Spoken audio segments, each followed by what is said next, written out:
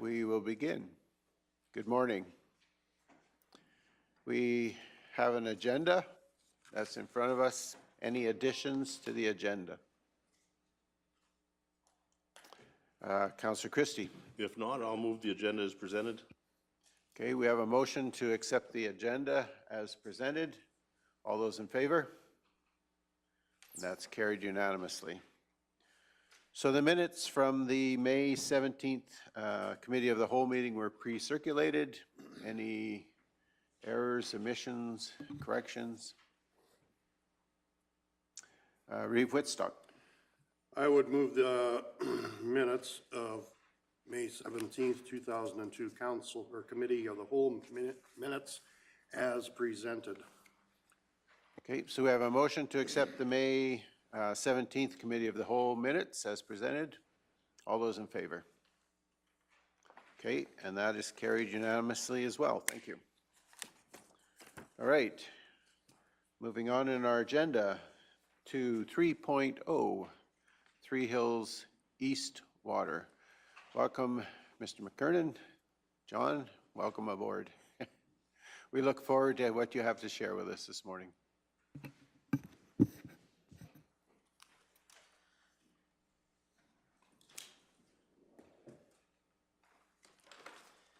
All right. So good morning, Chair, Council. This morning we bring forth to the Committee of the Whole a discussion on the Three Hills East Water. Kneehill County Administration has been looking at options to provide service to residents east of Three Hills. A service area was established through Council, and administration surveyed the residents within that area on their interest in the establishment of a water system. The results of the survey were favorable in wanting one constructed, though it should be noted that slightly less than half of those surveyed responded. Administration brought forth options to Council for discussion to provide the water service and was directed to engage with a consultant to perform a study on the feasibility of the water service in the Three Hills East area. The study performed by the consultant included the construction of a full flow water system and/or the construction of a bulk water station that could be potentially supplied by the three existing transmission lines: the Town of Three Hills water transmission line, the Mount Vernon booster station, and the Aqua 7 transmission line. A scenario that was also explored outside of this feasibility study was a truck delivery of potable water to the residents, either through a contractor or through county operations. Some of the scenarios presented would require that the residents have a functional cistern at the residence for potable water. A high-level estimate for the installation of a cistern is probably approximately in the $6,000 area. So if there's no questions, then I'll start going into some of the scenarios that were included in the study that was done. So I've kind of labeled them in no order, just so you know it's not ranked in any order or anything like that. So scenario 1A would be to supply water from our existing Mount Vernon water booster station, a full flow system. What would be included in this scenario is building a new reservoir with a capacity of 600 cubic meters, build new pump house, water distribution, and the bulk fill station if it was required as well.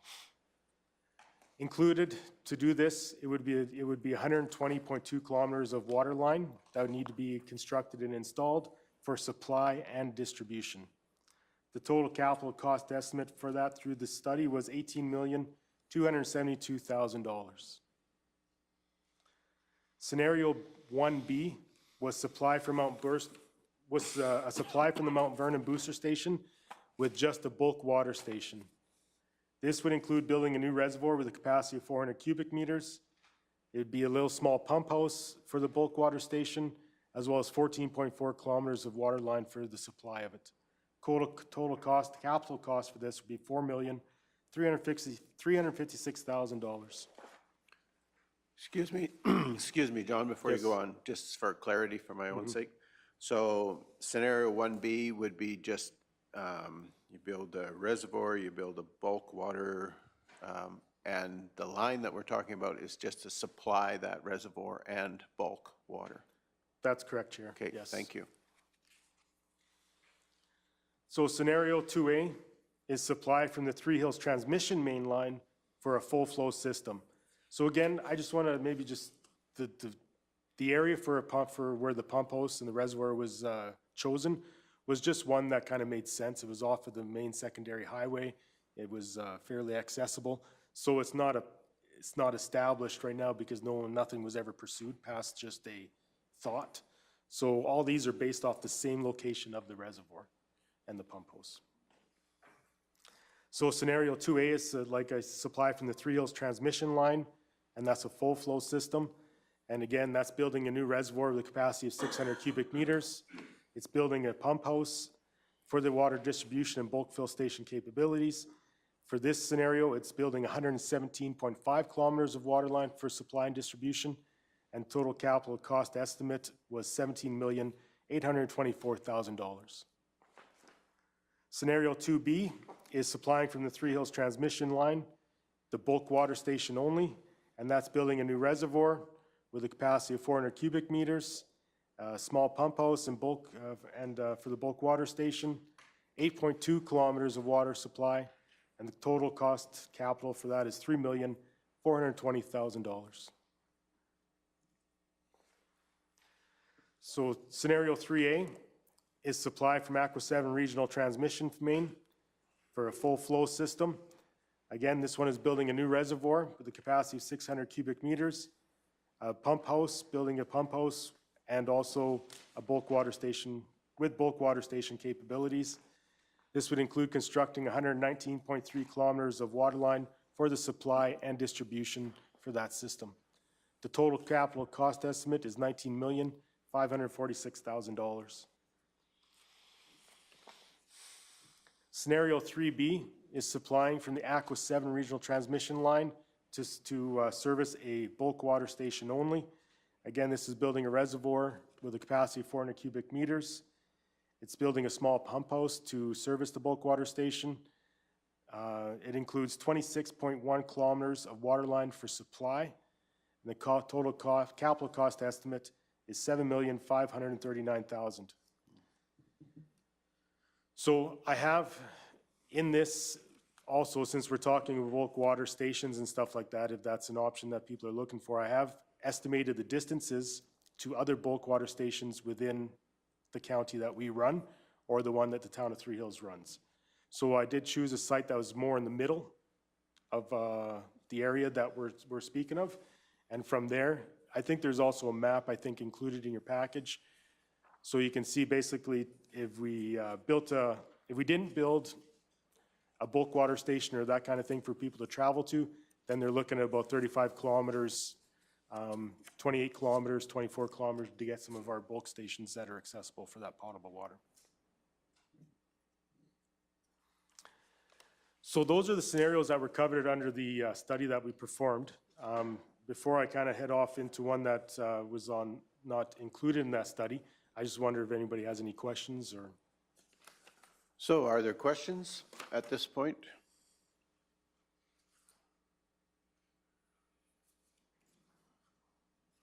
I think for now, John, looks like we'll move forward if you would, please. Sure, you bet. So our next scenario is scenario 4. So this one was outside of the study, but it was a water delivery by either contractor or by county operations.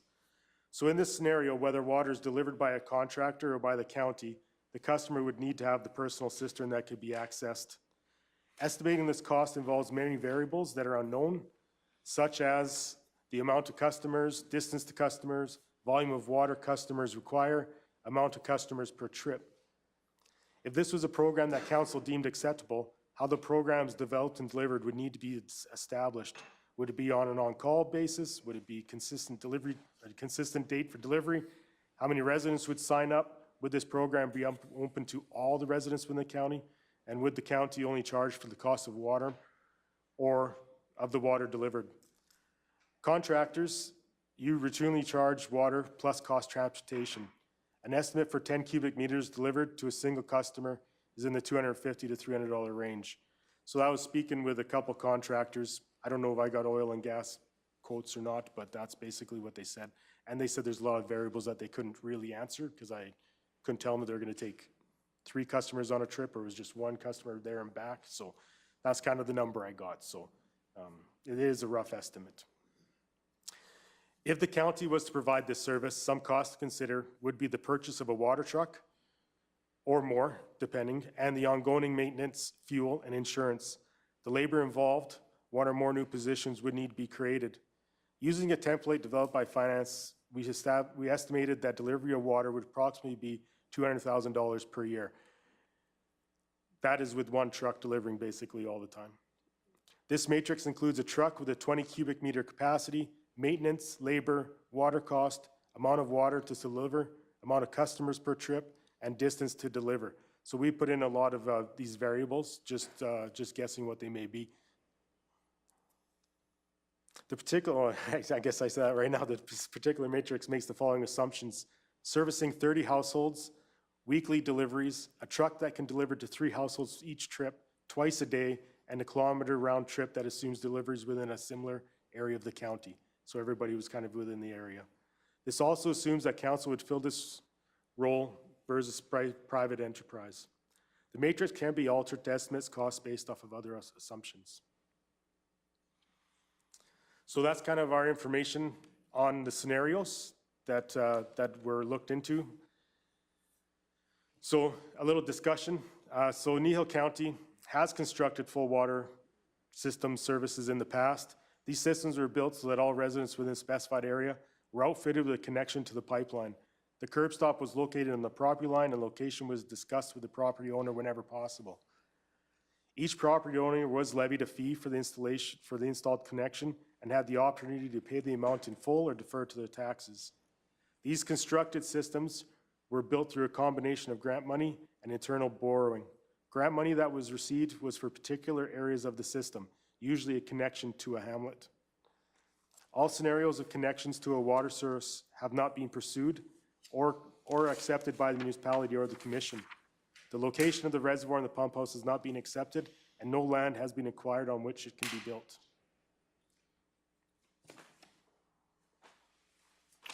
Okay, thank you.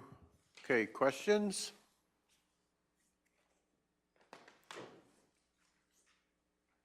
Councillor Forbes. So, John, you mentioned that it would be open to all residents of the county. This is not the only people that are not getting serviced by water by the county. Is that correct? Through the chair, Councillor Forbes, yeah, I guess that would be a way that for the water delivery you're speaking of.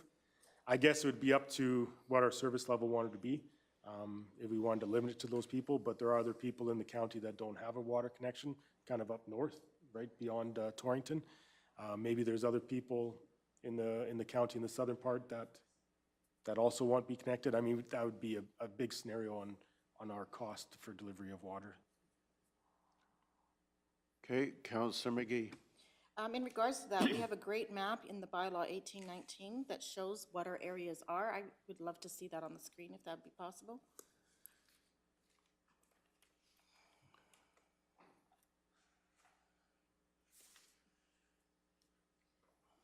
Thank you. So I guess I had a question, John, and I know this is kind of difficult to answer. Currently, the cost of water in our systems is what? To the consumer? Yep, cube. It is currently $3.50 for people on our Aqua 7 lines, and at Wimborne and Huxley is Huxley cheaper. is cheaper. I think it's $2.50. I think it is. $2.50? They're different systems. One's groundwater, one is. Yeah, that's where I was gonna go with. One's well water and the other And one one's, is yep. Is surface municipal water. water. Yep. So if we use the cheapest potential system that you talked about on a full flow system, which would be supply from the Three Hills main, 17,824,000. What are we anticipating as potential connections? 222,800. Well, right now we No. have potential connections. So Number kind of of- through that survey and stuff like that, we got about 85. 85? Yeah. In that specified area that we previously 220,000 described. per connection. So that works out as Reeve Whitstock has said it's about 220,000 per connection. Councilor Christie. That 85 is everybody's hooked on. That's if everybody's hooked on. It depends on how you want to go about doing it. If we do it like the other systems where we put a curb stop at everybody's property line that is there, then yes, then everybody would pay into that, right? If they hooked on, that would be their choice, just like everybody else, but, yeah.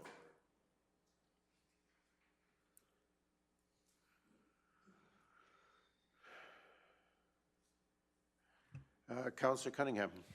So, Mr. McKiernan, you mentioned it kind of briefly, but like, it sounds like in the past, there was some provincial and federal grants available for the water. Assuming right now there isn't any of that available? Through the chair, I'm not 100% sure on the grant availability for this kind of a system. In the past, the grants that were usually available were the ones where we were connecting to a hamlet, not for the actual rural system itself, but for the connection to hamlets.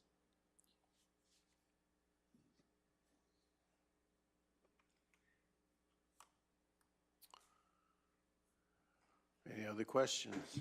Reeve Whitstock. Yeah, further to your explanation, John, I was part of the other systems. And yeah, you're correct. The only grants that we actually got for the water system was, I think, the $3 million grant to hook up Swalwell and Torrington as hamlets. We did use MSI money. So if you want to call that a grant, I guess it's a grant. But that MSI money could have been used other places also. So there was no actual direct grants for water systems even back then. Right. I know our risers at that point in time were coming in between 62 and 65,000 per connection. We're looking at just about 4 times that amount now, 3 3/4 or whatever it is. So it is, it's expensive. There's no doubt about that. And we don't have any money saved up to dedicate to this system either.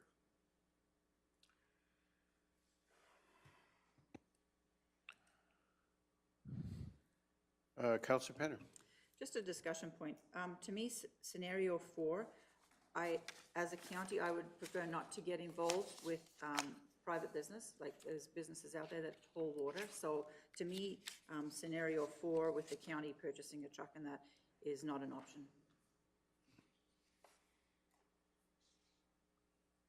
Okay. Other comments, questions?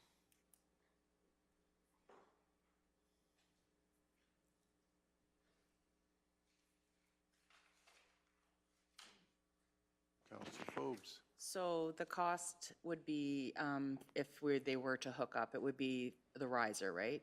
The $10,000 riser, is that the cost of it? You know, through the chair, Councilor Forbes, yeah, right now our current cost is $10,000, but when these systems first started going, that cost was derived in a different way, and we just carried on with that cost. So maybe there's a different scenario, but right now, if you were a house on an existing line and you came in for a water model and got a new service, it would be $10,000. Okay. Reeve Whitstock.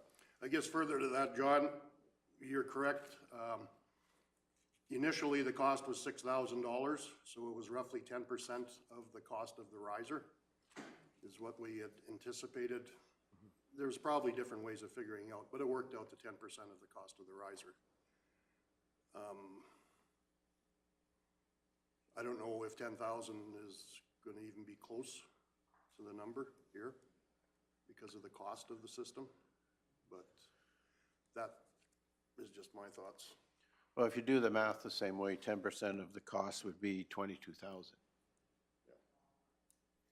Right, if we're talking $220,000 per riser as cost within the system, and we use that same 10%, the math is pretty straightforward, 22.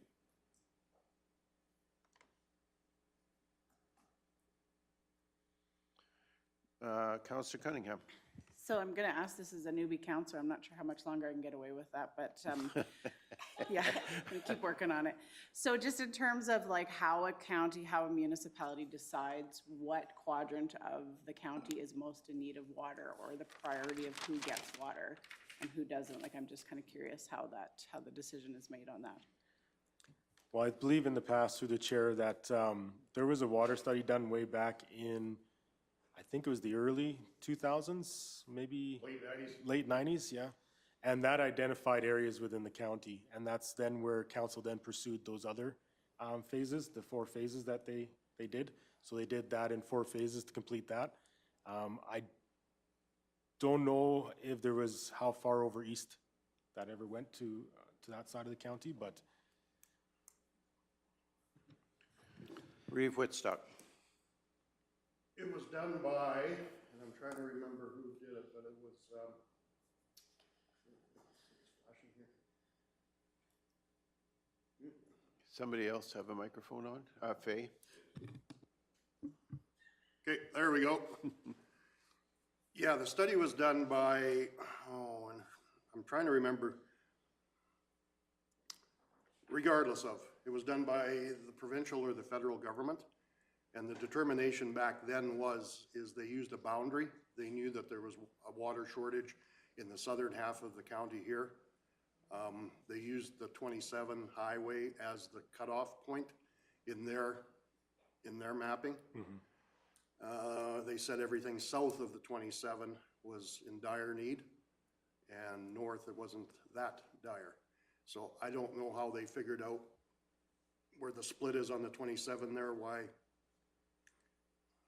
But regardless of, they did the proposal for us, and that's how we determined where our water systems would run.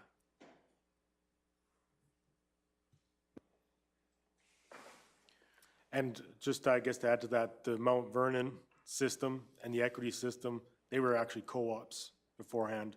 So they were done by the residents, and then just through maybe cost or, financial situations, the county took them over. Same with the Churchill system as well.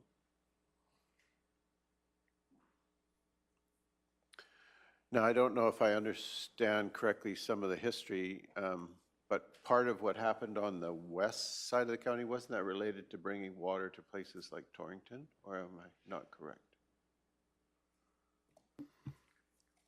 Well, they used the boundary of the 27.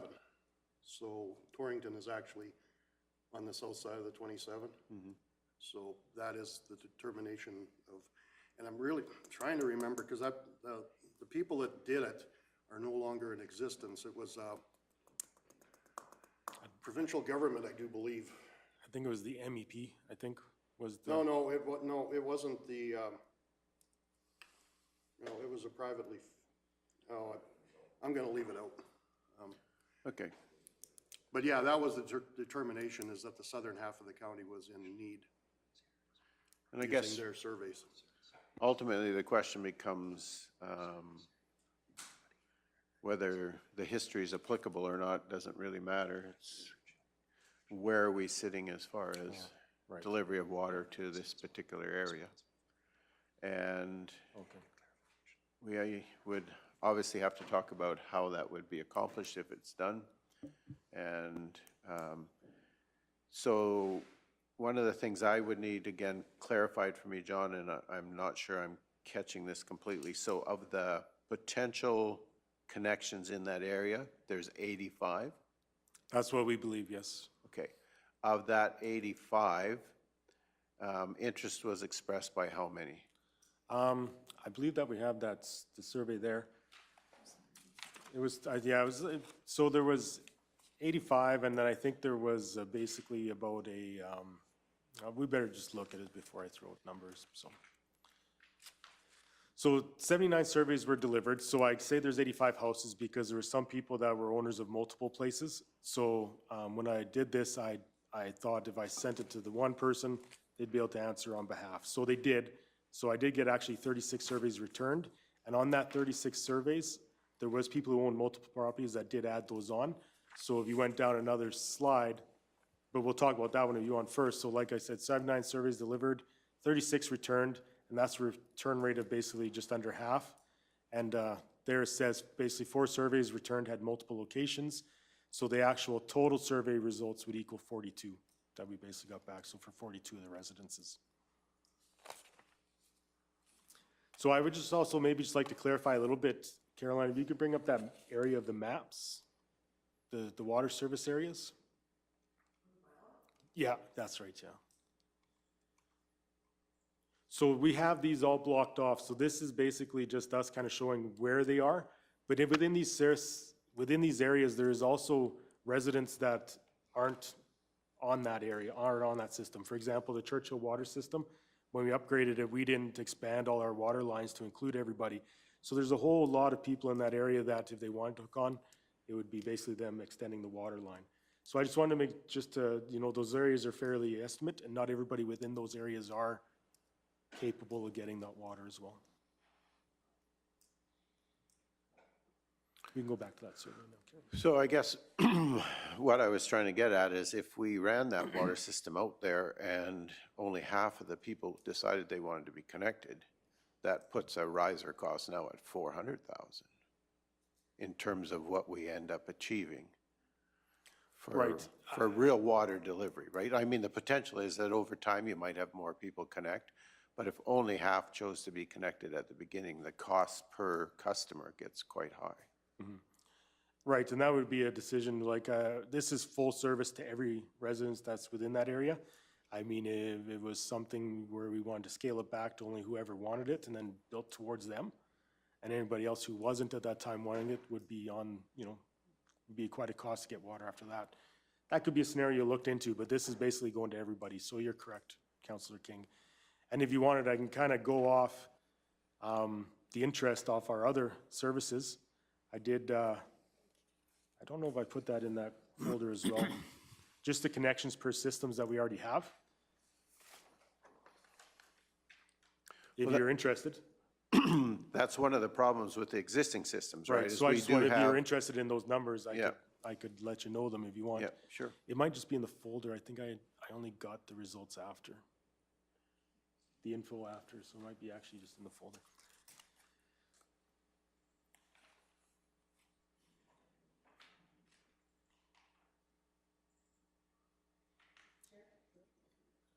Oh, Councillor McGee, sorry.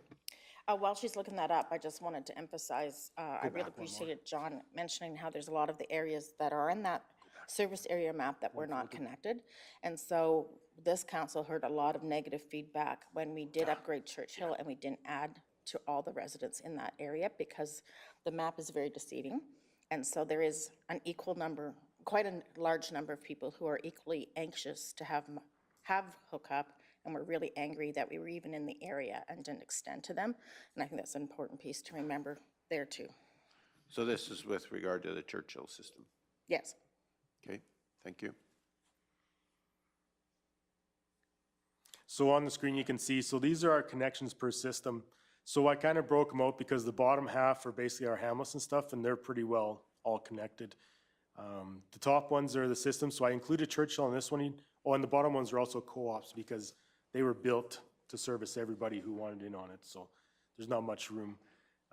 So with Churchill one, I included in there because we did upgrade that system, and there is more potential now with people adjacent to those lines to hook on. So I did include that. So they're basically about 91% active in that area. Gamble, 61%. Granger, 45%. Selkirk, 52%. Sunny Slope Gravity is 63%. Sunny Slope Pressure is 40%, and Kirkpatrick is 55%. So that's where we're at basically as of today of basically your percentage of the connections that are out there available to who actually have active accounts. So I just thought that might be some interesting information when you're looking at the rates of how people connect.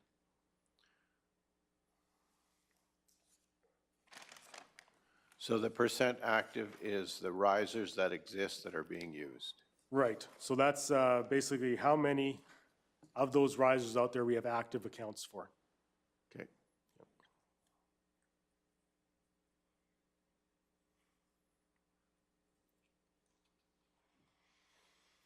Reeve Woodstock. Okay, so when I look at these numbers, John, you wouldn't happen to have a clue how many additional risers have been put in after the fact, after the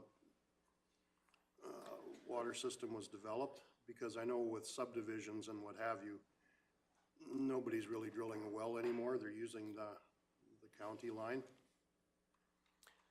I know it would skew the percentages quite a bit because, well, maybe not quite a bit, but a bit. Yeah, I don't have that number just off the hand. Yeah, okay.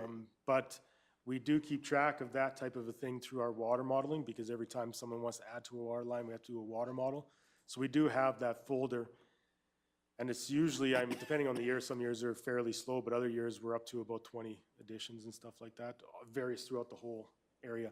And that could include our co-ops as well, like our Mount Vernon, if there's room, or our equity, that sort of thing. So I'm not sure, we could maybe find that somewhere, that Well, spreadsheet. I But it think has that's names and stuff probably on a it. good ballpark number to be using. Yeah, And it did come to me. It was PFRA that did the study, Prairie Farm Rehabilitation Act, oh, okay. and that was years ago, so I don't even think they're in existence anymore. I would, for an estimate, I would probably go with about a dozen a year, maybe, for the additions, maybe. Thanks. Counselor Christie. When we do new subdivisions and you do water modeling, you're just saying a dozen or so a year. How many are not able to hook on because the water modeling says there's not capacity? Do you have any idea there? Through the chair, that's been very few.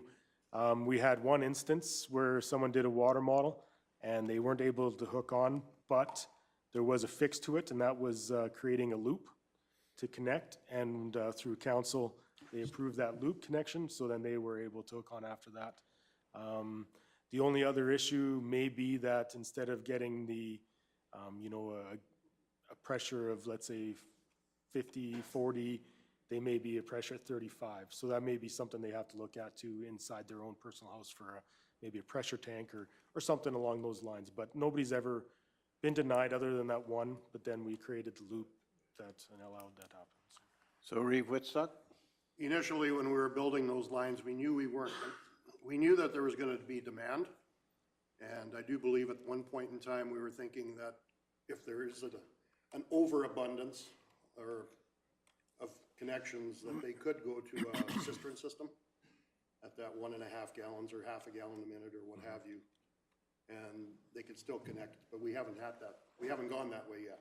Right. So yeah, so through the chair, when the systems were built, they also built in a capacity for expansion as well, even on the full flow side of it.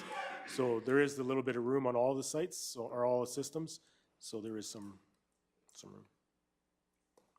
Yeah, I believe Sunny Slope Gravity, there's lots of capacity there, from what I remember. Sunny Slope Gravity, yeah, that's It was large designed, lines. it and was with the designed gravity- different than the rest of the systems were. Yeah, they usually have pretty good pressure. Other costs, other comments or thoughts or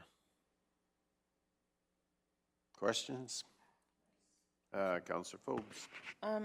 Not that you may know this, John, or not, but if people have cisterns right now, how are they getting their water? Like, are they doing it privately?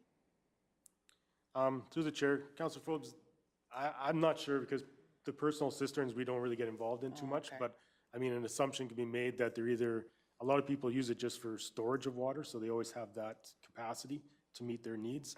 Some people are on wells, or they have two houses where they have, so lots of different scenarios.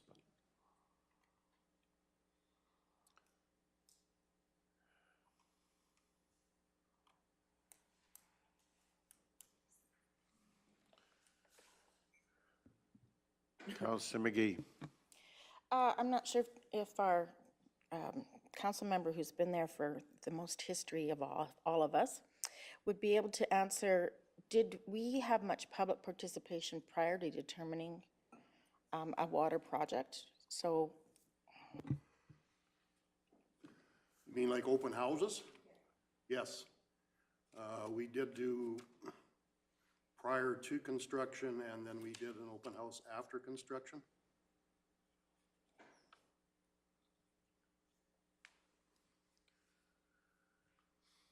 So I did a little calculation while we were in conversation here. You know me and numbers. So I figure we have about almost 1,800 risers out there, 1,783 based on the percentages that you used, of which 934 are active, and I'm just using the top systems that are there, not the Equity, Mount Vernon, or the Hamlets.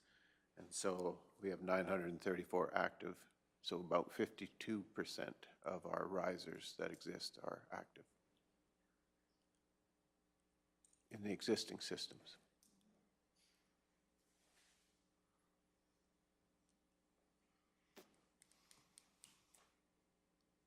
Councillor Forbes. Guess this one would be for Marika. If we were to entertain this in the future, because we don't have the funding right now, what would we as a county have to set aside to make this feasible? If you were going to go for the Three Hills one, which was 3-point-some million, what would we as a county? Or Mike? Through Mr. Chair, is if council wanted to go forward with this project, like any other project, there's a few questions that weigh in, and it's where you prioritize this versus your other projects. So that's one question. You as council get to make that decision as to which of your projects are higher priority or lower priority, as they're moving forward. In terms of how we went about this, there's multiple options, and it depends which ones you as council would consider. And that's part of, we administratively have not gone to that point now of developing the specific mechanism to deliver the funding for this, because we've got several different options and we're not sure which one you want to pursue. As council, you would have to get into discussions, which some of which you've already inferred today, is the current, if the philosophy is you're going to charge 10% of the cost of a riser, that's a different number than what we use today. That's a decision that would need to be made. You'd have options around, if you would do this as a local improvement tax on the area. That comes with a whole host of other mechanisms and requirements that would have to be followed to be legal and to even pass in terms of the engagement session. But it is an option. You could choose to start putting money away for it, right? Each year in the budget, putting a contribution into reserve to pay for this at some point in the future. When that point in the future came would be determined on how aggressive you wanted to put that money away, right? If you're trying to save up $20 million and you're going to put $2 million a year away, that's a 10-year horizon versus putting $5 million away. I don't know where we'd find $2 or $5 million to put away for that, but at any rate, you get the methodology behind that approach. Council could have discussions around what you chose to fund through internal borrowing, which of course you're going to incur. You're going to have different opportunities and challenges to borrowing internally. As an example, you'd be taking that from some other reserve. You'd have the process of replenishing that reserve, but as well you're going to lose any interest that you would have made off that money because you're going to be servicing that instead of interest. That also raises the question in a financial forecast of, do we have the money in those other reserves to do an internal borrowing, right? It's easy to say, we'll borrow money from a road reserve, but that doesn't work if you need that money in the next couple of years, right? So there's those forecasts to put together. You could choose to make use of debt, right?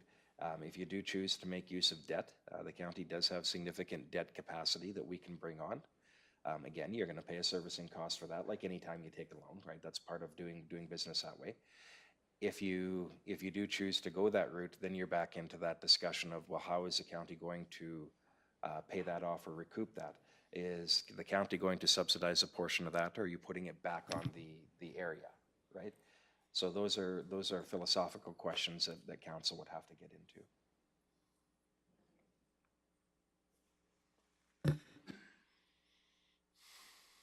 Councillor Penner. There's a lot of discussion to be held with this water to the east here. For me, the bulk, it's hard to discuss it right now because the question we asked, question 3, would you utilize a water bulk fill station if constructed at the reservoir? I think that question needed to be elaborated in, if a bulk water system was built, would you haul to your home, not just to supply the farming industry? Like why would I put one out there if they're not going to utilize it for their home? They're just going to utilize it for the farmers to use spray water, which I'm all in favor of. Like less vehicles on the road, the better. But there needs to be more questions asked in my books or expand on the questions that we initially asked. Councillor Cunningham. Yeah, just to follow up on that, so the people that didn't return their surveys, did you guys contact them? Because I know, like, for myself, a survey can end up in my desk or in the, mail pile or whatever, so was there follow-up done to all the people that had been sent surveys? It was through the chair, it was on our social media. We didn't phone each individual, no, but we did have it on our social media and things like that, but other than that, yeah. And just for, I guess, for those questions, at the time, it was to be basic questions, because I think the biggest thing was garner interest. Who had interest? Was there interest to pursue further? And I think when it came back, that basically, a bit over half, I think it was 70% of the respondents said yes, that's why we went on. So we just wanted to see if that number was out there. So we weren't really getting specific because we didn't have the specific details at that time. We were just garnering interest at that time, so. But if we got 70% of the respondents who indicated interest, the concern to me is the people who didn't respond. So if we're talking about a water system that's going to connect to 85 homes and say 30 or 40 of them have responded and 70% of them were positive, my concern is, if we need, I agree with Councillor Penner, we need a lot more information. We need each one of the individuals who potentially would be connected to this system to say, yeah, I'm willing to pay whatever the cost is in order to have that water system come there, because it's going to impact them for a long time going forward into the future. They're going to have to pay that riser cost, and then somehow the county's going to have to recoup the cost of the system, and that's going to be paid partially by those people who are on that system. So to me, the concern would be, and I think that's where we need more detailed information is if we have that potential of 85 connections, we need to have a much clearer picture of which ones of those are actually going to, if the riser arrives, are they going to connect? One, are they willing to take that riser and pay whatever that cost is going to be, even if they're not planning to attach or hook up to that? And then I also saw some predictions of what might be, 5 or 10 years out in the future for connections. And there wasn't a lot of growth in that. But who knows, once the water's there, maybe it would. Right. So there's a lot of unanswered questions just in terms of in my mind about the actual potential of the individuals who live there. And I know there are some who desperately need water, but does everyone have that same level of intent as far as the system itself is concerned? And so I think we need more information. Mr. Hogan, sorry. Thank you, Mr. Chair. Through you, and to pick up on what John has said, when we put up the original survey, that was, as Mr. McKiernan indicated, that was the initial intent, was to gauge that there was a, for lack of a better term, I'll call it a critical mass to move forward with some exploration.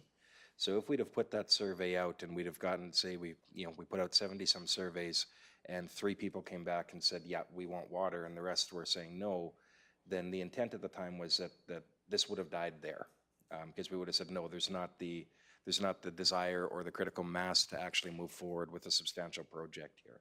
So when we brought those back to council and said, here's what we put out, here's what we got back, and how the numbers worked out, that's when council embarked on saying, okay, there appears to be a desire, there appears to be some momentum out here, but it was put out there with the intent, and you'll see this in the action item list that you review at council, that there is a follow-up engagement that needs to occur for many of the reasons that council has outlined.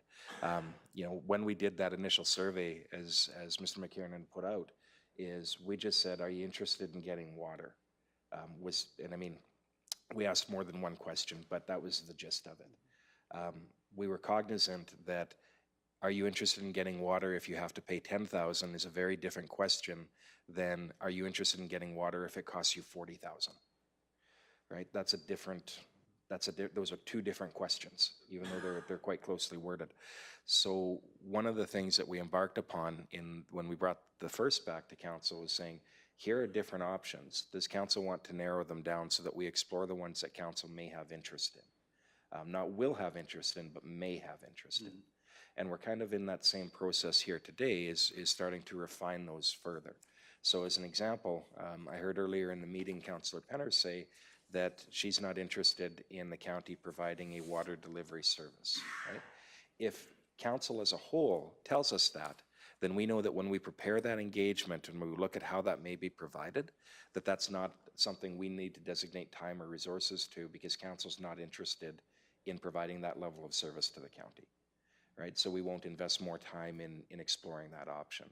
If council says that, you know what, running off the Aqua 7 system you're not interested in, we won't keep modeling that particular option, either the reservoir or the piping of lines, right? Because ultimately what we need to do as the process goes on, today's not about a final decision, but it's about a narrowing down of direction so that we can start to bring back all those things that I just, when I answered Councillor Foeb's question, that we can start getting into those discussions so that we have something to go back to the residents if council has interest in even pursuing a program, that we can go back and provide those details to get at those answers that council said they need. Because like I said at the beginning of this, do you want water if you have to pay $10,000 is a very different question than do you want water if we're going to hit you with a local improvement tax that's going to be $40,000 over the next 20 years, right? And I'm making up those numbers for the sake of the point, but. Okay. Reeve Whitstock? I guess getting back to the survey, and I agree with you, Deputy Reeve King, and Mr. Hogan, we did not get a decent amount of responses back. Not even 50% of the people bothered to respond. But what I did see on page 50 of our package, and that would be, are you willing to pay for the connection? 69% said yes.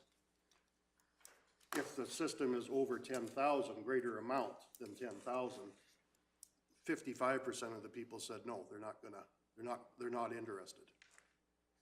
So I don't know what, out of 36, obviously 19 would say no to it. That's the way the numbers are shaken out here. So I don't really, we need way more information than what we've got here. Okay. Councillor McGee. Here's a predictable thing for me. Public participation is, I think, the best way to go in finding some of that more information. I believe one of the reasons why some of these other examples that we do have that are serviced well are because they did start from water co-ops and the local people demonstrating an active participation and being part of the solution. And with these kinds of numbers, we need to hear that the people, the community themselves, are willing to do a bit of work to see this working. And could we not consider a public participation format that allows for that? Okay. Councillor Cunningham, sorry. So I'm just wondering, I know we have some residents in attendance today, and I'm just wondering if we could afford them the opportunity to ask questions at this time. Well, I had seen the hand and I was going to ask council what their wish is and whether they were willing to allow the public participation. So that's the question. A head nod or whatever will do for me, so. Okay. Yep, all right.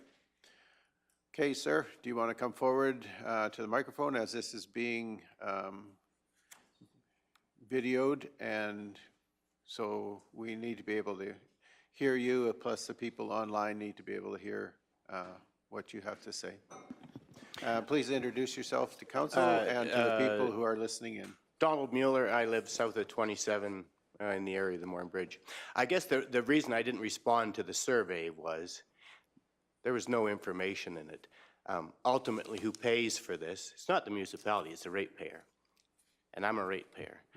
If you don't include that in there, how can I give you any response? I can't get a quote on anything unless I have facts. And you didn't provide them. It was a nonsensical survey. There's no information in it. I don't know what I'm committing to. Okay. Thank you. Appreciate that. And I mean, that is one of the things that we recognize in terms of the survey and the results that we obtained, is it was very difficult to ask questions with any intent because we didn't know what we were talking about at the time. And so it was generally just saying, is there an interest out there? And so I hear what you're saying. Is there any other individual in the gallery who would like to make comment at this time?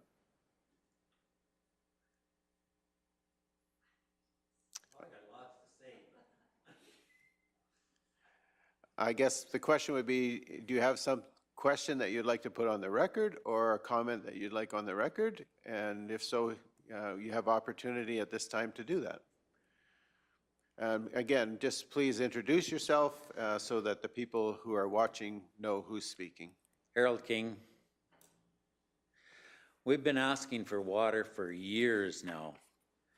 And when I hear the comment that we don't have any money saved up for it, just really irks me because you've had the opportunity. You know this has been coming. We wanted water out there before it went west. And I think that's probably one of the biggest problems is you guys got burnt when you went west and put risers in for everybody and made them pay that didn't want it. And that really hurt, not this council, I don't mean either, previous councils. And I think that's why it's been so reluctant to come east.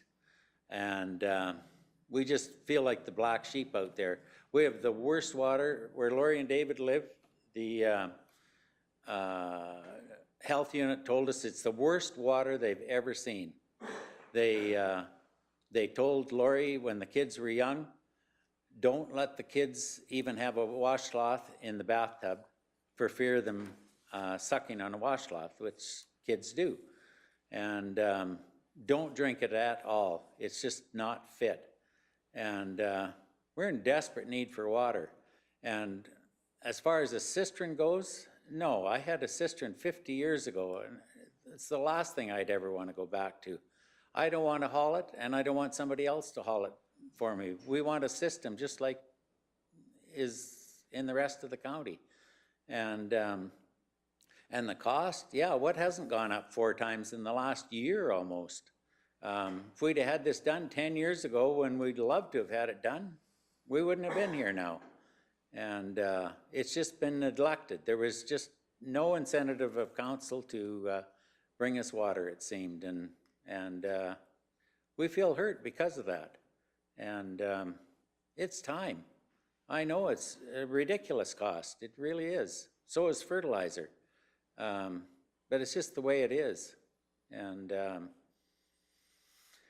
yeah, I don't know. How many of you residents here now have county water of council? How many of you have county water? 3, 4? That's okay. How many of you would like to go to a cistern system now that you've had it hooked up the way you do? I've had a system. I've had a system for a long time. Not in my home, outbuilding, but that's beside me. But you're hooked onto county water. But how would you like to go back to a system where you just had a cistern and you had to haul it or have it hauled? My system is fed by multiple wells, is how we had to do it. We have no water, correct, or very little water, so that's why we built the system. Oh, you're not on to a county line then, you're saying? I can access a county line. Oh, okay. Mm-hmm. Okay. Well, I don't think anybody would want to go to a cistern. And as far as the survey goes, yeah, you know, we've been asked for surveys for years, and what good has it done? We've never got anywhere. And there's no wonder there wasn't any more response than what you got. And it's no different than an election, federal or provincial or whatever. 50% of the people vote and the majority win. That's just the way it is. And, you know, it'd be nice if, and I know it's time and sensitive, but, you know, if you could have somebody go out and talk to the people and explain it to them, I'm sure the response would be far higher, and the number of people wanting to hook on, I think, would be high also. I know there's some that won't, for sure. Some have good wells, So why would they want to spend 10 or 20,000 or whatever on it? But that's my opinion. Thank you.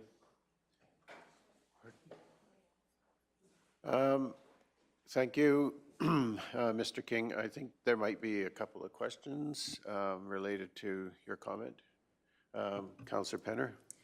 I just find it very unfortunate that you say, in regards to surveys, we were a new council, we wanted to hear from our residents, and that's why we put it out there. Yes, some of the questions were vague, but we wanted to get the feel for the water, and I fully understand having no water.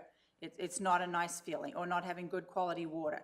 And so this is why we, as a new council last term, put it out there as a survey, as a priority, just to get a feel, and it was very unfortunate, or it's actually upsetting in a way that we didn't even get 50% responded. And I don't, for 1 minute, feel that my staff, or the staff, I should say here, needed to call individually, because there was multiple avenues that this survey was advertised and promoted, and I think it was just so unfortunate that we did not get the response. So I hope people continue to fill out surveys, because this is the first step to get the feedback so that we can go further from there. Councillor McGee? I'd like to parrot that and go back to my point, because we wanted to see if we really, as a council, when we did this survey, have our hearts aching for those of you who need water, and that we need to solve this problem, and you need to know that. That survey wouldn't have gone out if that wasn't already the case. And we still are very committed to wanting to find solutions that work for people, that are reasonable for the entire county to bear. In doing so, I think we have enough interest from this particular survey to justify more public engagement. I do not believe that it is, though, however, I do not believe that it is our staff's responsibility to drum up interest for this project. I believe it is the community's job to drum up interest for this project. And I would be asking the community to make some efforts to bring together what you want, how, when, who, a little bit more, because we cannot possibly get to that detail. And phone people individually, I think, is a huge task, and take us off the other things that also have to be done. We'd have to hire another staff for that job. And that again increases it. So I would like to see public participation at finding the scenario that works for them and what their commitments would be. And I again, parrot, that's why water co-ops had so much success moving forward into the systems they had. And that's a good starting point for me. I think the survey justifies looking further, but it certainly doesn't justify spending any more money. Okay, thank you for that comment. Any other councillors' thoughts? Councillor Christie? Well, and we've got, what, 6 or 8 different scenarios here with huge differences in costs, and a survey with information and exact costs. So as your comment to say this is step 1, and now we move to step 2 to decide this is the system we want to build. This is the cost to each riser. What are you prepared to put into it? I mean, that's the information that we got to have. The other thing is, I'd really like to know if there's any grant money out there, and then without having a project with some cost on it, we can't fill out an application for any kind of grants if there's any out there. Okay, well, the comment I would make is that we know we likely can get water from both of the sources that we're talking about, Aqua 7 and Three Hills. And so really what we would need to do is refine down the options that we're talking about and the dollars and cents. And then, although I hear what you're saying about community needs to push, and I hear what Mr. King has said about, you know, the community has been pushing. So I think there would be a cooperative effort between you know, county and the community to determine a way forward. But as a council, we have a responsibility to help our staff to make a determination in terms of which direction we might consider going. So if we're going to go out and I heard Mr. Mueller and his comment, if you're going to ask me a question that has some information that I can make a decision on. And that's where we need to get to, and that's the process that we're in. And it's unfortunate for not only us as council, but for the people who are sitting waiting for water, that it all takes time.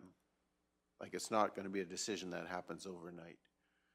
And currently, we don't have anything going into reserves for a project because we didn't have a project that we might even consider.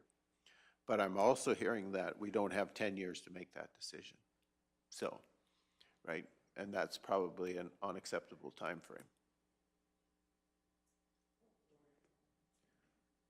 Oh, sorry, would you like to make a comment? Okay, come forward, and again, Lori, just if you would introduce yourself so the people who are listening in know who's speaking. Yeah, my name is Lori Webb, and I am the person that Harold referred to as holding the prestigious title of the worst water in all of, I'm going to say, Canada. I've been told that many times by many water fixer people, companies, by, as he mentioned, the health inspector who advised my children not to touch a washcloth. Just in regard to Councillor McGee's comment about the community needs to be involved, I just feel it important to point out, I get that Councillor Penner talks about you did the survey and whatever, but this is not our first rodeo in this. We have been fighting for years. And David, my husband, did do exactly what Councillor McGee has asked 10 years ago, exactly this year. Somewhere in this council files, or unless Bob Long took him with him, there should be the, I'll say, so-called petition, not really what it was, but signatures where David literally drove to everybody's farm and got a signature to say we would be interested in water. So as far as community engagement and the community be involved, it's tough for us when we feel like we have done that. We have spent that time. He went to every person's house and got the write-up, got the signature, brought it to council. He sat here, he did the presentation. So why would we do that again? You know, it's kind of like the surveys. This also wasn't our first survey. This is our second or third survey. So why would we continue filling out surveys when nothing happens? And that's how I feel about now, me or David or these guys or whoever taking it upon themselves to go get the community rallied up again. It just feels like we've done that. We've tried that. 10 years just of us being here, and I'm the new kid on the block. They've been asking for water for a lot longer than that, but that's 10 years of my involvement anyways of trying to get water. And so I don't know how many more things we can do. And I don't know where that list went, unfortunately, when David brought it in with those signatures to that meeting, with our bottle samples, all our stuff. I don't know where that's gone. It has to be somewhere. And unfortunately, in some people's case, since that first survey 10 years ago, some people's goals have changed. I'll take the example of our neighbors, whom initially were very interested in water. 10 years now, though, they're 87 years old. They're not as interested in getting water because they're probably moving on in whatever regard, right? So much has changed in those 10 years, and it's frustrating because I get where you're saying, but some of us feel like we've done that, we've tried that. And I know some of you are new and you're just coming into this, but it's not new for us. Thank you for your comment. And before I let Councillor McGee respond, I know as a council, we're tied to the history of the council. And so what's gone on in the past, we own that and we take responsibility for that. However, I will also say that the faces sitting at this table are basically all new faces in a relatively short period of time, except for our veteran. So in a way, we are expressing an interest in trying to help and to look for a solution that maybe there wasn't that interest there before. But you also have to recognize that as a council, we have the whole county's interest that we have to bear as well. And so we're not ignoring what you're saying. We're not hearing you. We're just struggling with the dollars, and certainly you understand that. So I'm going to let Councillor McGee comment at this time. Thank you. You took half of what I had to say, Oh, so I won't have to excuse talk me. near as long. Sorry. That's fine. I apologize. That is not what I was intending when I spoke. I want to see community involvement that we facilitate. So that you're part of the discussion, you're part of looking at the options. So I appreciate the work that has been done, and I also appreciate how very frustrated you must be because you have done a lot of work. And I know that and have heard that from other residents as well. And so I apologize if I led you to believe that you guys weren't doing enough. You are, but the truth is, for us to justify spending money, we need to have some really good hard evidence now. So what I was saying is to go into the next step, I want you guys to be part of that next step. This blanket survey was just to see if there's a feel. Now I'd like to see public participation in weeding down exactly what you need to look at and what you're willing to commit to. Does that make better sense? Yeah. And secondly, do you remember when you presented that, was that a committee of the whole or a council meeting? The stuff you did 10 years ago, would you happen to recall? Yeah, in order for the conversation to be, yeah. They know how this works. To me, committee of the whole meeting, when Laura Lee mentioned it, that was a new term. I'm not familiar with that. So I would guess that it was a council meeting, and I know that he was at more than one meeting presenting our water results and these signatures and that kind of thing. But which it was for sure, I couldn't say for sure. I would guess a council meeting though. So if it's part of the formal council record, it will be somewhere in the archives, and so, yeah, it would be available, so. Check 2012, 2012? 2013. Because Okay, thank you. we are going to request that to be found, if it can be. Yes. Reeve Woodstock. I guess going back to the survey,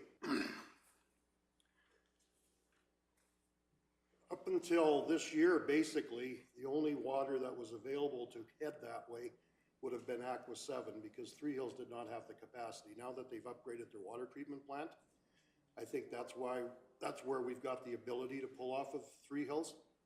I don't believe they were ever in a position to supply water to this area. I could be wrong, but I think that was the gist of it. And I know we've talked about the surveys, but someplace we have to determine how many people are actually willing to hook up to this system. And where the majority of them are, I don't know. I don't want to take anybody off the system because they're not living in a central area, or I don't know what the results will say. But do you have any idea? Okay, so we're talking 117 kilometers of water line in scenario 2A. I don't know how many people that are in that area are actually willing to hook up, and I don't know what the cost is going to be, but we do have the option with that scenario because we are pulling it from the Three Hills water treatment plant. Someplace along the line, we have to figure out how many people are actually interested there. Well, I think that part of what we're doing today is we're trying to distill down this big pot of whatever we have in front of us to a much smaller component. So then we maybe, instead of having 4 or 5 options, we might have only 1 or 2. And so at that point in time, then we can take the dollars and cents that have been projected. We can engage with the people who live in that area to determine how much interest there's actually there. And we can begin to build a plan as a council in terms of how we might go forward. But I think that there's 2 things that we have to do. As a council, we have to make some decisions to help our staff in terms of what are we even going to consider. And then as a council, we need to then say, if this is what we're willing to consider, how do we engage with the people who live in the area? And who do we engage with? And then we'll come up with more solid idea of what we're talking about. How many people are going to hook up? How many miles, kilometers of water line are we going to end up running? what's the actual real cost of that going to be? And how fast can we make that happen? How are we going to finance that? How are we going to make that happen from a dollar and cents point of view? And we can also answer questions that the ratepayers are going to ask, like, what's it going to cost me? How much is it going to cost me to have that line come by, to get the riser, to tie to it?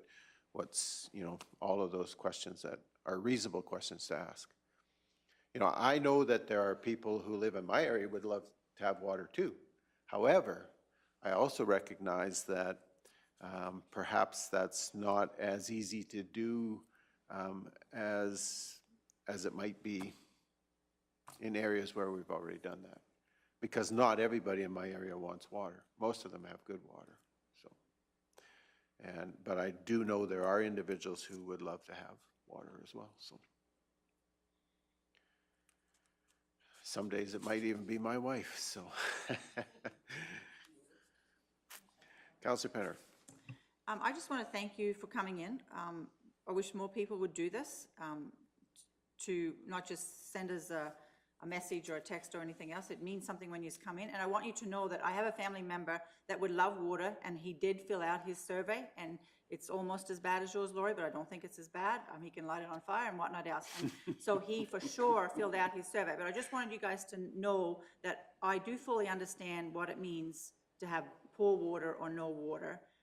And that's the reason. We have a family member that did sign this petition, this survey, and send it in.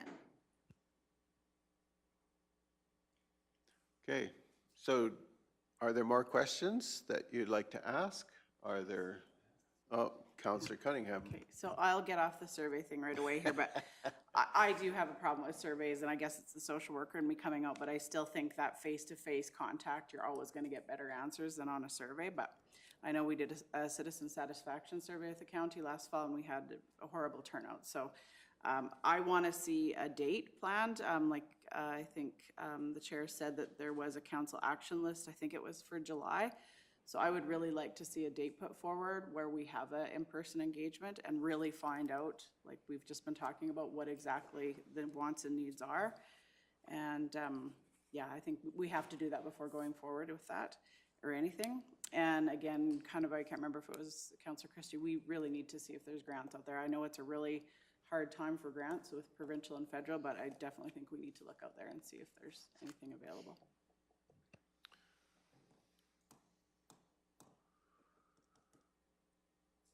Okay, what's the wish of council?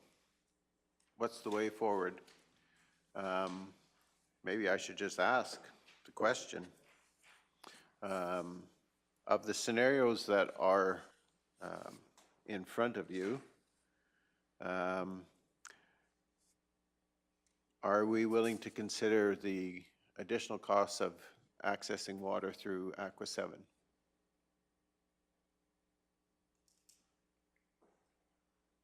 Just, I'm interested in just kind of a straw poll here. Like, it seems to me that, sorry. It's okay. Go ahead, Councillor Penner.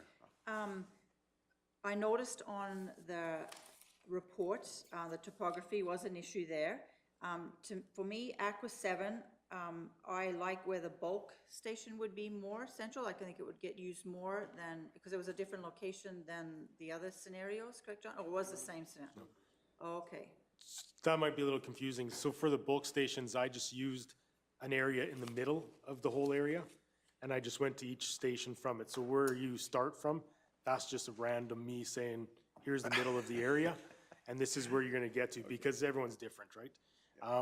The proposed site is up more towards the 583. That would be the proposed site, not a guaranteed site, because nobody's been talked to about land or anything like that, so. So that's kind of where we propose the reservoir and bulk station would be up on the 583.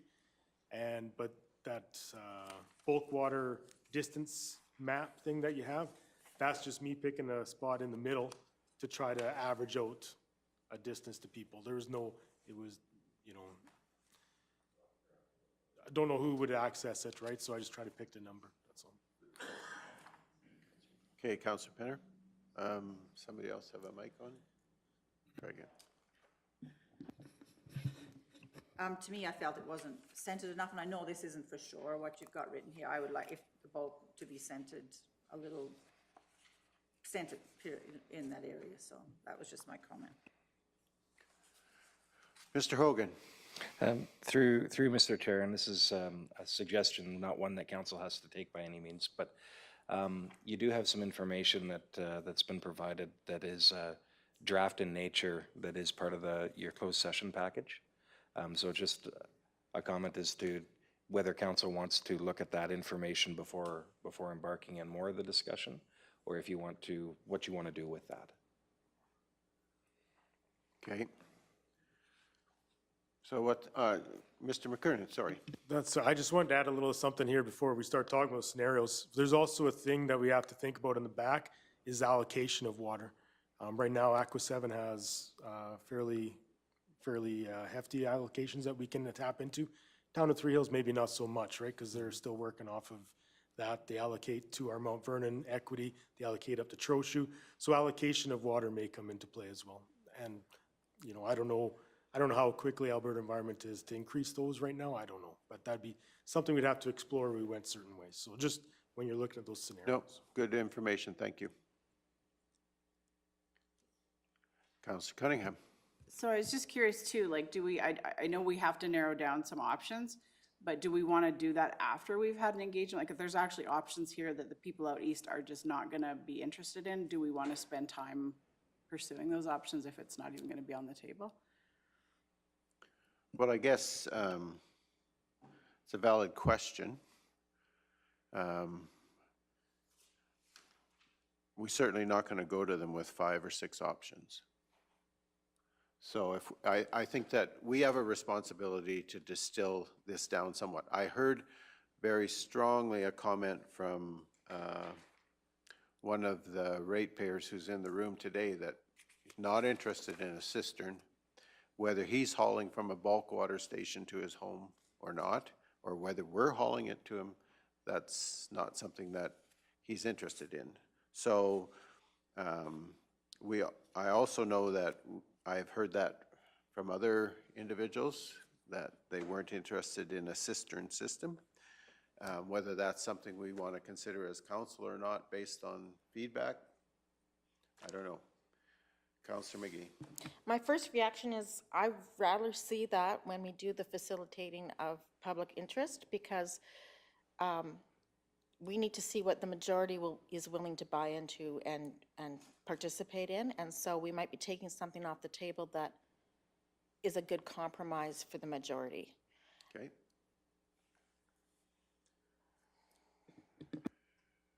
I also believe that there isn't a lot of decisions to be made today until after we've come out of closed session. Well, and realize that, and maybe for Lori's sake, I'll just clarify. Committee of the Whole meetings are basically pretty freewheeling discussion type meetings, but there are no decisions that are made in these meetings. There may be a recommendation that comes out of this meeting to a council meeting, so there would be an additional session at a council meeting where then an actual decision would be made. So the difference between a Committee of the Whole and an actual council meeting is Committee of the Whole, it's a little more free-ranging in terms of discussion, and the only thing that comes out of here are recommendations to council, and they would go forward to a subsequent council meeting. Does that help? Okay. It also helps us in our thinking to remember that we're maybe not necessarily making a hard and fast decision today. So, Councillor McGee. So I just wanted to add, I wanted to be sure that staff, administration has what they need to know that we would like to make an effort to find that survey that was referred to be part of the conversations going forward. You mean petition and water samples? Yes, exactly. Okay. So, keeping in mind Mr. Hogan's comment about some information that we need to look at in closed session, do we want to do that now before we try to finalize this conversation? Or do we want to take a break and then do that? Or, yeah, I'm seeing a request for a recess. So maybe let's take a break for 10 minutes and then we'll come back and continue this conversation and move forward from there. Okay, so we're in recess. We'll reconvene at 10 a.m.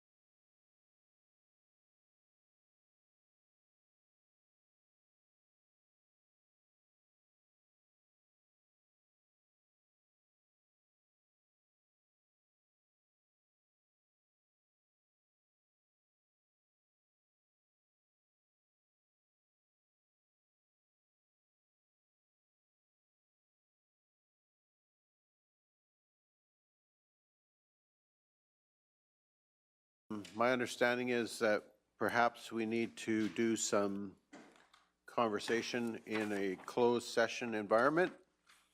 So I would be interested in having a motion to do closed session if that's council's wish. Councilor Christie. I'll move us into closed session for intergovernmental relations.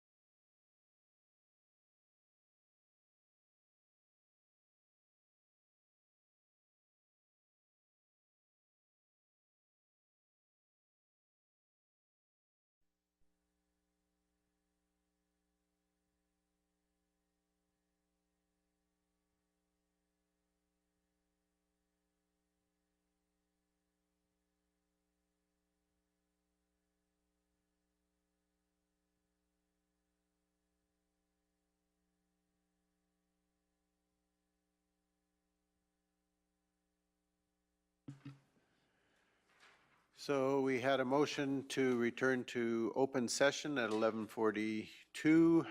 We took a brief recess to allow the return of the public, and I'll call the meeting to resume at 11:43. How's that?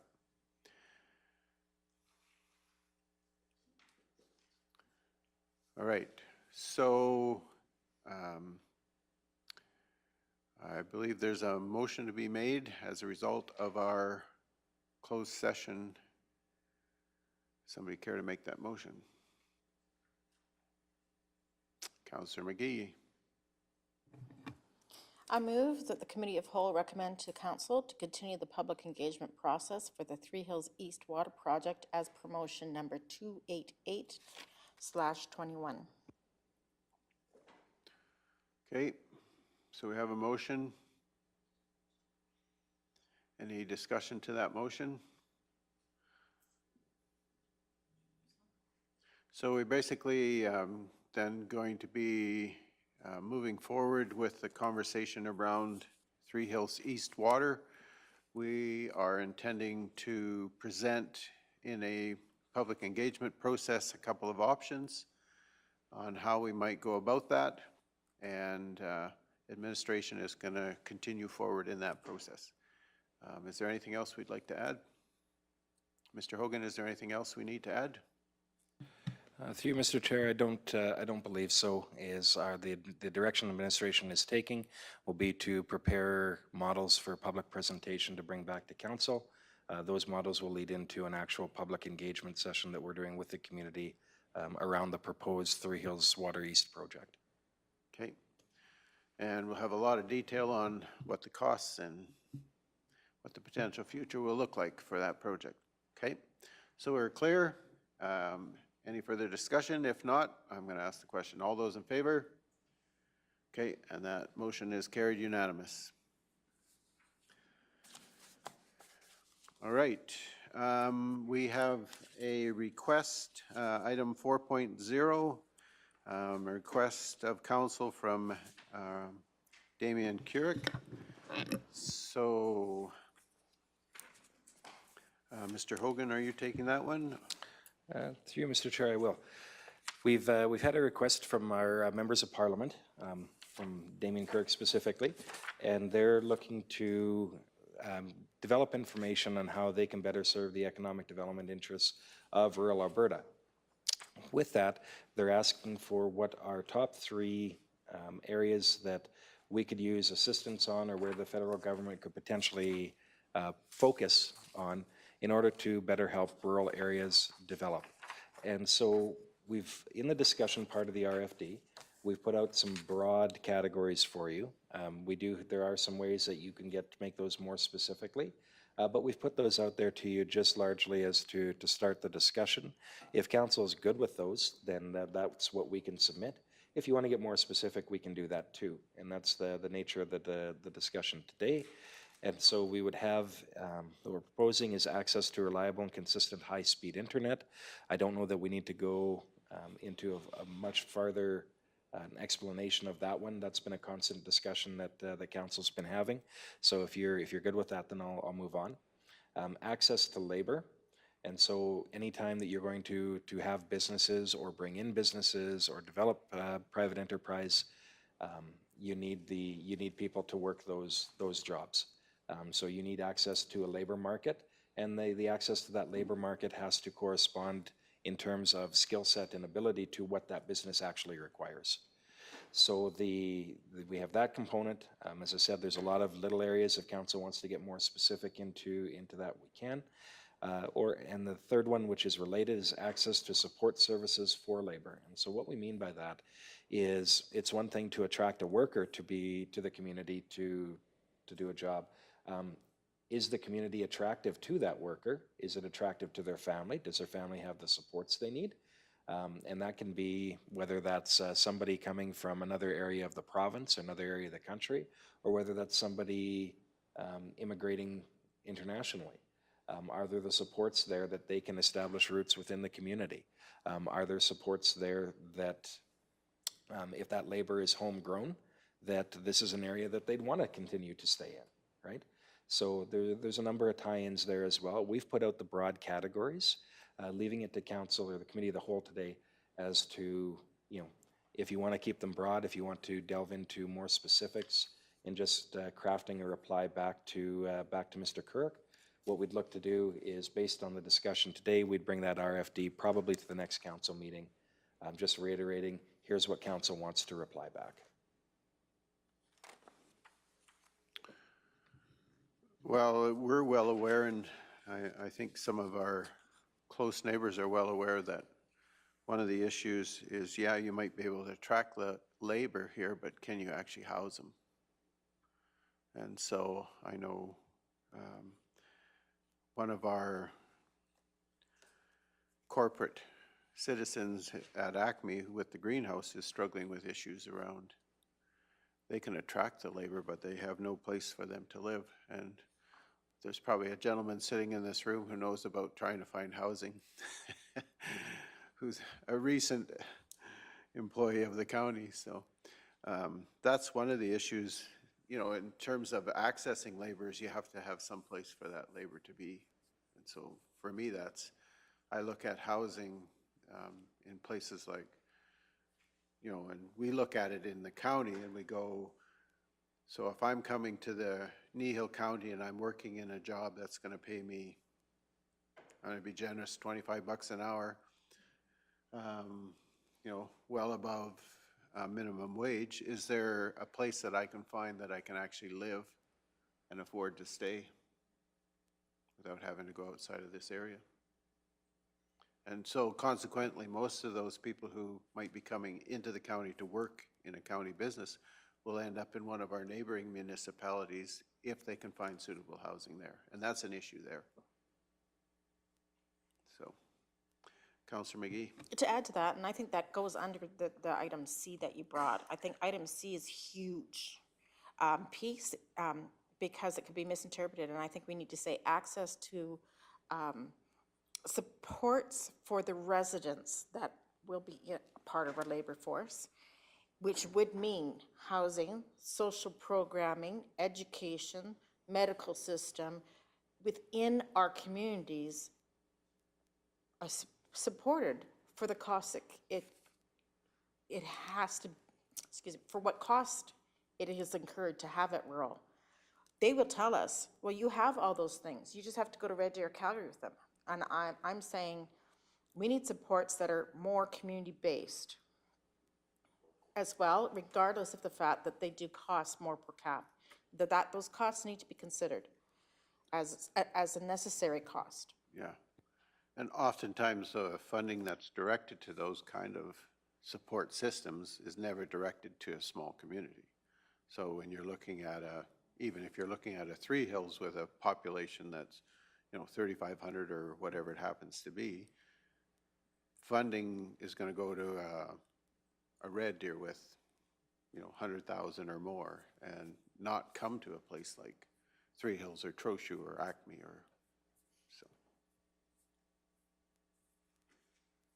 Any other comments? Councillor Cunningham. I would just add to that too, whether you put it on with A, but just the overall cost of operating a business in this environment, whether it's existing or new, is getting less feasible. Supply chain issues, cost of utilities, gas, taxes, everything. So I think that's a huge issue that's, keeping people from wanting to open any new businesses these days. And of course, that gets passed on to the consumer too, right? So.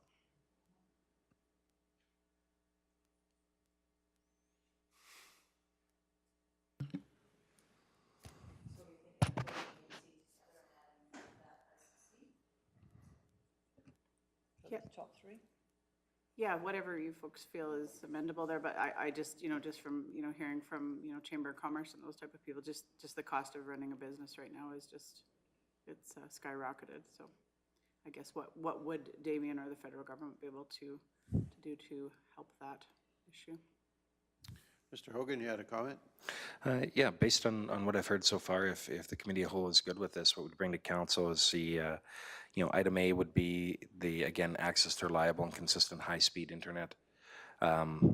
B would be supports for labor, which would include housing, social, educational, medical. And then C would be overall costs relating to supply chain, fuel, et cetera. Okay, any other comments, thoughts?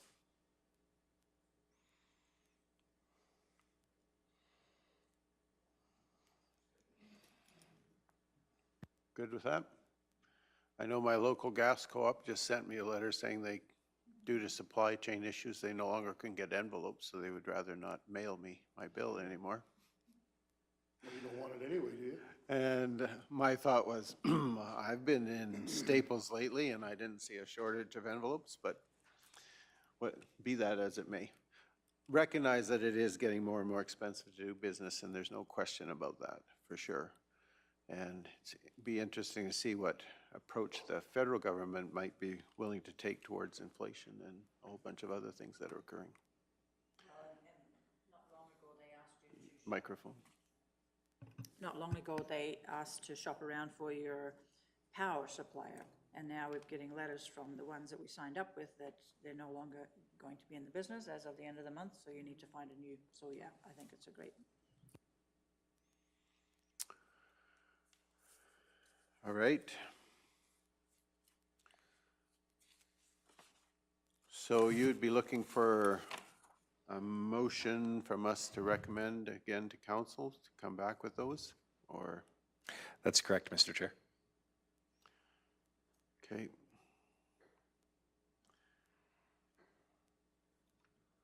So somebody care to make a motion that we recommend to council to bring the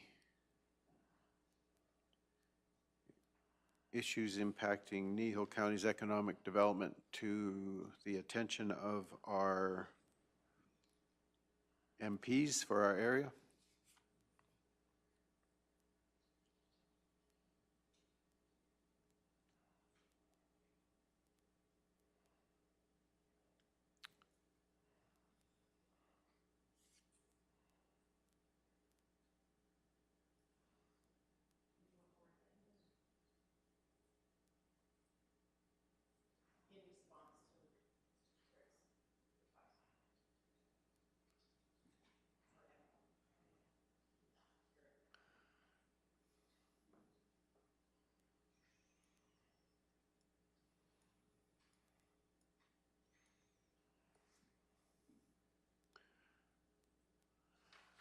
Mr. Hogan, that would do for what we need. It would, Mr. Chair. Okay. Councillor Cunningham. I'll make the motion that the Committee of the Whole recommends to Council to bring back to a future meeting the issues impacting Kneehill County's economic development in response to MP Damien Kurek's request. Okay, thank you very much.